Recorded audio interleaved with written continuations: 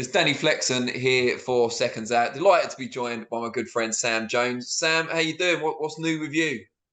Uh, Nothing's new. I am expecting a baby. Oh, Not me, yeah. not me personally. Congratulations. Yeah, you Yeah, were looking a yeah. bit chubby, but I didn't want to say. Are you mental, mate? I've been in the gym. I look phenomenal. Look at that. No, mate. Yeah, I'm expecting baby number two, and that is going to be the last of the babies. But yeah, looking It's forward to going to be that. the That's gonna be, last. You sound confident in that. Does that mean you're getting the old snip snip? Is this another exclusive? yes, mate. And furthermore, I'll ask Deontay Wilder to flipping right hand me in the nuts afterwards, just to seal the deal, Danny. Mate, you won't be able to walk, never mind have baby.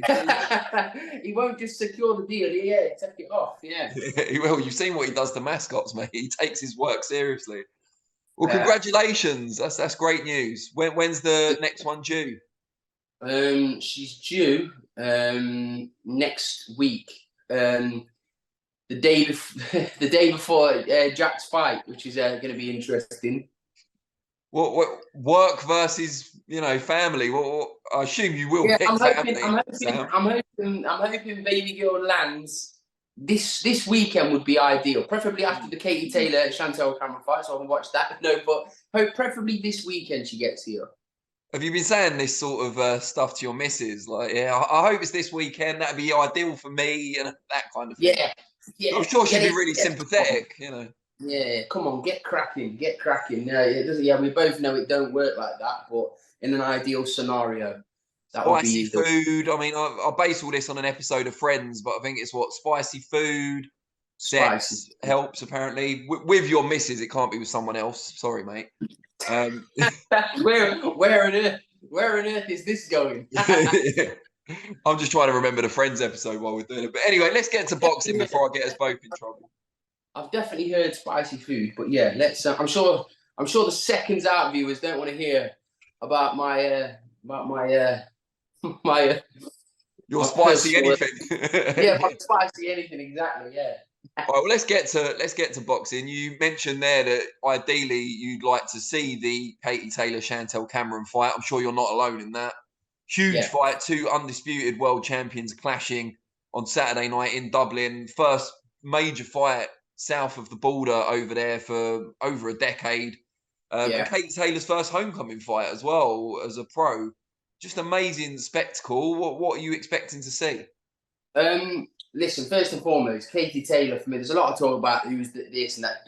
She for me personally, she's the greatest female boxer of all time. Like, because it takes more than, it's not just accolades and it's how people carry themselves. And I think anybody looking at a female or any boxer really that just wanting to look into get into boxing, she's a role model for everybody. Katie Taylor, she's absolutely unbelievable. I'm a massive fan of her, and usually I would want her to win, but she's fighting my good friend Chantelle, and I'm backing Chantelle to do the business. But as I say, I'm a massive Katie Taylor fan. I think it's long overdue, this homecoming, and the atmosphere I know will be absolutely incredible because the Irish, I mean, they adore her, and listen, rightfully so. So yeah, I can't wait to watch it, Danny. It's going to be some spectacle. Now, I don't mean to bring the kind of negative perspective on this, but Yeah. there are people out there who are worried about Dublin because it's been so long, because of incidents that have happened in the past about security and so on. Specifically, though, if Chantelle does win, and it would be only a minor upset, I would suggest, should there be concerns because of the reaction of the crowd and everything playing into it from the outside? I'll be honest with you, Danny. If anybody turned Katie Taylor over that night, doesn't matter where they're from or who they're, as I say, who they're. It makes absolutely no difference. If somebody beats Katie Taylor in Dublin, it's going to be an intense atmosphere. But I imagine everything to run completely smoothly. I think the atmosphere is going to be incredible, and I think the Irish fans are going to show how great they are. Now, you want Chantelle Cameron to win, as she's your good friend. Why will she win? I think Katie is slightly, just ever so slightly, on the downward slope, ever so slightly. And I think Chantelle is completely in her prime. I think Chantelle is, well, she's bigger, she's stronger. I think she punches harder, and I think you'll be very impressed with her her footwork in this Josh fight. Taylor says it. Yeah, her footwork in this fight. So, mate, listen, I've known Chantelle for many years, and she's a great friend of mine, and she's literally one of the best people you will ever meet in your life. And she deserves this moment, but it's up to her to go and take it, because there's going into the Lions Den, right? It's like John Ryder. It's like going into the Lions Den, then there's Guadalajara, and then there's going into the Lions Den, Chantelle Cameron from Northampton, into Dublin with Katie Taylor's homecoming. It's going to be electric and very, very hostile. And but I think Chantelle's got the right people around her. She's the right type of mindset herself to deal with that atmosphere. But listen, it's going to be fantastic. And I truly, never mind, forget female boxing. Boxing in general, I can't wait to watch it as a fight fan. Now, before we leave this subject behind, I do have to ask, it's kind of old news now, but I'm not sure if we've discussed it previously. Mm-hmm. There was a big furore about Ellie Scottney's world title fight being removed from Saturday's card. It's now going ahead on June the 10th. What did you make of that whole situation? I understood it. Now, listen, I've known Ellie a long time as well. Ellie used to come to the gym with Sam, who ran Churchill's Boxing. I've known Ellie a long time. I will always wish Ellie well before she boxes. She knows, I think, very highly of her.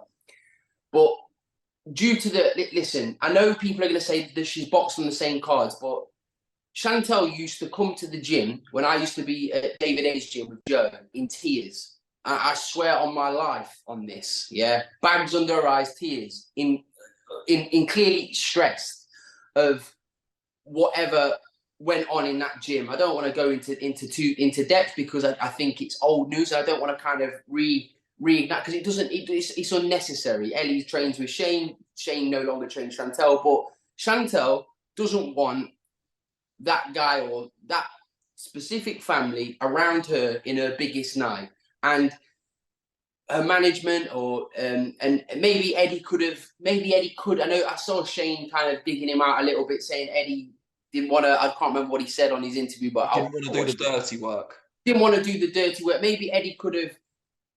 Eddie didn't understand maybe the depth of the situation before he announced. Yeah, maybe he announced Ellie too prematurely. But listen, Ellie's lost out on that big night in Ireland, and I understand it, and I'm genuinely gutted for Ellie on that. However, she's going to get her own opportunity, I think a couple of weeks later.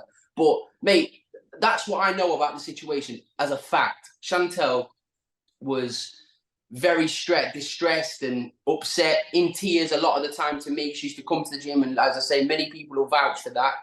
And she doesn't want anything to affect her while she's out there. Anyway, people are going to have a problem with that, because the way it was announced was like, Chantelle's the bad guy. Chantelle's the bad person. Let me tell you, that was Chantelle's decision. That would have been Chantelle's decision, not just her management decision. It would have been hers. It would have been hers as well, because... But listen, it is what it is. I don't want to because I'm sure we're discussing, I'm sure we'll discuss more later on, but... no, that's the bottom line. Shane's a great coach. I've never ever said this. I say it to you off the phone, Danny, and you'll vouch for me there. He's a great trainer. But you see that gym's kind of a revolving door, isn't it? People come in, they go out, but listen, credit to Shane. He's one of arguably the best coach in the UK, isn't he? He's a fantastic coach, but that relationship with Chantelle ended sourly. And listen, it is what it is. Ellie's going to get her world title. So I'm drifting off the subject. It's kind of hard to answer that kind of question like that. But Ellie's going to get her moment, and I wish her all the best, because she's a flipping top-class girl. You talked about the kind of evolutionary nature of the gym under Shane. Yeah. We heard yesterday, and I've got to emphasise the fact that this hasn't been confirmed yet by anyone directly involved, but it's been claimed widely now that Daniel Dubois has left that gym and is now training alongside Don Charles. I think Spencer Fearon, who I just spoke to actually, and Tunde Ajayi broke the news, if you like, on their podcast last night. The fight is right. What do you make of, not specifically Dubois leaving Shane, but the fact that in his young career, he's WBA heavyweight champion, of course, but in his young career, he's already had 4 or 5 professional trainers. He went to many different gyms as an amateur as well. He's never really settled. Well, listen, I've heard a lot of what's gone on there, but again, I don't want to speculate too much. But I think it's to do with Caroline. Caroline's going to stay there with Shane, and Daniel's dad wants Daniel to go and train somewhere else. Look, listen, usually, as I say, most fighters that have gone to Shane McGregor, they have elevated. Do you know what I mean? They have elevated. They've got better. But with Daniel Dubois, he hasn't really. Do you know what I mean? He hasn't really. I know he went over to and boxed that Trevor Bryan, who was, by the way, one of the worst fighters I've ever seen. So we won't read into too much of that, but he got the job done. There was the last performance out there, which, listen, Shane kept him calm in the corner. Again, good instructions there from Shane in that fight. So I'm not digging him out. But maybe they never suited Daniel. But it's kind of hard. It's kind of hard because I know Daniel's dad wanted Daniel to train with Mark Tibbs. But that relationship didn't work out because I think there was a miscommunication there I know there was a miscommunication there with his dad and Mark. So that never came into fruition. And then they went to Shane, which is turned out to be a great move for Caroline because Caroline's getting better. She's a phenomenal fighter. I've always been a big fan of Caroline Dubois. But with Daniel, it's not really quite took off. Do you know what I mean? He's not like got into it because Daniel, from when you're probably a slow learner.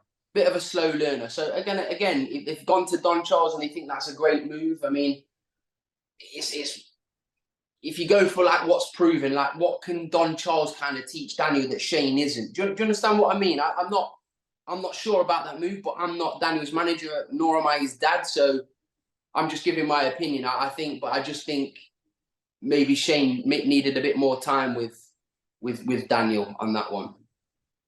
And then sticking with the heavyweights, we saw recently someone you know very well, Frazer Clarke, withdrawn from purse bids for his fight with Fabio Wardley, withdrawn by his promoter, boxer. In this case, I caught up with Ben Shalom yesterday, and it seems certainly from all the different kind of factors and that played into it that Frazer himself, as much as he wants to fight, has kind of been caught in the middle between his promoter, boxer, and his management team at 258. What have you made of this?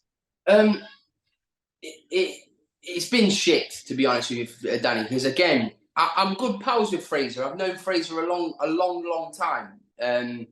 Spoke to him on the phone quite a few times. But I know for a fact when Ben says that, we came to the decision together that this isn't the fight. That's bollocks, mate. That's total bollocks. And I see you laughing there, Danny, but it's total bollocks. Frazer wanted the fight. Frazer was told that's not happening. Now, it's just there's so many contradictions. Now, the thing is, Danny, people aren't daft. I'm sure I've contradicted myself. We all talk bollocks every now and again. Do you know what I mean? But when you're clearly talking bollocks, like we don't want to take this fight now. We want to get Frazer more experience and have a 10-rounder, but you're scheduling a fight against Harry Armstrong. No disrespect to Harry, tough guy, but Frazer would bang him out early. So even if you schedule a 10-rounder, it doesn't mean you're going to get 10 rounds in. So it's like Frazer could have four 10-rounders from now, yeah? What happens if he knocks them all out in 2 rounds? Fabio Wardley's I don't think he's gone past 6 rounds in his career. It's bollocks. Danny, the whole reason why this fight never happened, and it is a fact, they didn't want to risk losing a purse bid to DAZN. They have done their bollocks on signing Frazer Clarke. So what they don't want to do is see their asset win a British title or compete for a British title on a rival network. That is the bottom line. That's the bottom line. And the problem is with that, Frazer's got a young family. He's got two kids, a missus, and a big house. He needs to support his family, and you've took away a huge payday from him just because you don't want him to land on another network. You have to aggressively bid. You have to back your guy, and that's the bottom line. Because if he said, "Oh, we don't," Fraser's not quite ready for that fight, but we're gonna speak to Fabio Wardley through the back door, and try and get the fight on Sky. And Fabio's gone, no chance. Get it to purse bids, and they didn't offer him. They offered him less than what he got for Michael Coffey. This is it's bollocks, Danny. They should just be truthful about it. Just be honest. Just say, guys, we don't want Fraser boxing on DAZN. We've invested. He's our guy. We've got high hopes for him. We want this fight on Sky. If we can't get it on this platform, we'll go a different route. The fans will be annoyed at you, but they won't be as annoyed at you as what they are, because they can see through bollocks. You understand what I mean? It's just complete bollocks. And they've made Fraser look like a complete dickhead in the process. And Fraser's not. Fraser will have it with anyone. Knowing Fraser for 10 plus years, he will have it with anybody. He's not turning down a fight. People around him might, but Fraser won't turn down a fight. Never. So, but I know Fraser specifically fancied the Fabio Wardley fight. Listen, I love both guys as well, by the way. I'm good pals with both of them, if I'm honest with you. I want my two friends to have a great big ding dong and get paid loads of money for it in the process. It's what we all wanted to see. And the fight's been stopped due to the fact that one promoter doesn't want to go into a purse bid and risk losing the fight on a rival network, which is everything that's wrong with boxing, Danny. But one thing I should say, kind of in defence of Ben Shalom, is that when he said ultimately we came to the decision together, I think what he meant was that after the decision had already been made and he had the discussion with Frazer Clarke, he was able to, persuade him of his way of thinking. I don't think even that's bollocks. No, bollocks. Fair enough. That seems to be your favourite word over the last 5 minutes. It's just total bollocks. Total bollocks. This interview's a load of bollocks. It's become a load of bollocks. It is. But just tell the truth, mate. Just tell the truth. You can't convince Fraser that fight was not the right fight and the right time to have him. But you want him to go and put him in a ring with Harry Armstrong. But that fight's not happening now. I know Fraser's boxing next, and out of respect, I'm not going to announce who the opponent is, but it's someone I suggested he boxed on his debut, which is someone that will potentially get some rounds in, and he's boxed at a good level. But yeah, Harry Armstrong is not getting you no experience, my friends. Do you know what I mean? It's you stopping Fraser boxing Fabio Wardley potentially at Portman Road for a shit ton of money to go and box on Adam Azim's undercard at York Hall against Harry Armstrong. I mean, what are you trying to make Fraser look like here? But again, I just felt strongly about this one because I know Fraser and I know it's been an upsetting time for him. So, but anyway, Danny, I'm sure there's more subjects to talk about. There's a lot more bollocks to be had, Sam, I'm sure. There's a lot more bollocks to be had in this chat. Let's talk about the heavyweights a little bit more, but at the highest level, there's obviously been a lot of talk about arranging this, I was going to say fatal four-way then, that's the WWE head-on, but the tournament in Saudi at the end of the year with the 4 top heavyweights. But then there's talk of obviously Dubois Usyk or Usyk Dubois going to purse bids. Will that now happen with the change in trainer and so on? Will we see this four-way dance, whatever you want to call it, at the end of the year with Fury Usyk and Joshua Wilder? History would suggest no, because of it's boxing, isn't it? We get our hopes up on a lot of things, but one thing for certain is I know AJ would be up for that. Yeah, I know. It depends who's up for it, Danny. Do you know what I mean? I'm sure I don't know whether Tyson likes to do things on his own terms. Tyson will probably want to fight at Wembley. I don't know, Danny, but if you're asking me, do I think it will happen?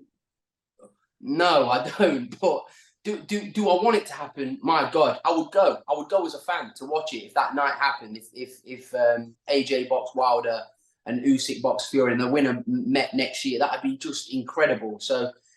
Yes, mate, no is the answer to your question, but yes, I would love to see it. So you'd love to see it, but ultimately it's a load of bollocks. No, I actually think there is legs in this, though.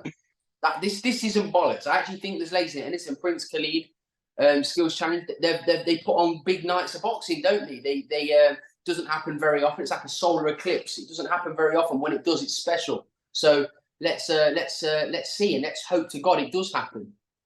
Now, just to give Boxer a little bit of shine, as you've spent, 5 minutes just destroying them ruthlessly. I never destroyed him. I said the truth, Danny. Daniel Flexen of Seconds Out.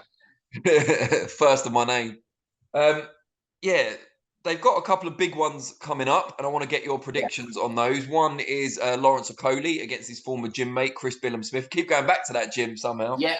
In Bournemouth. And it's very similar to Katie Taylor fight in that, although in this case it's the favourite, but if the favourite wins, there could be a few upset people in that crowd. Yeah. But also they've got the Liam Smith, Chris Eubank Jr. rematch on the horizon too.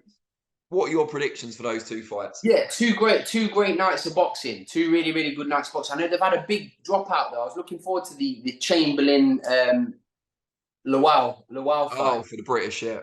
Yeah, that fight's come off. So that's a big loss to the card. But no, the main event, I think it's going to be... I'm very interested. I mean, I'm going to be in Manchester. Well, I could be in hospital.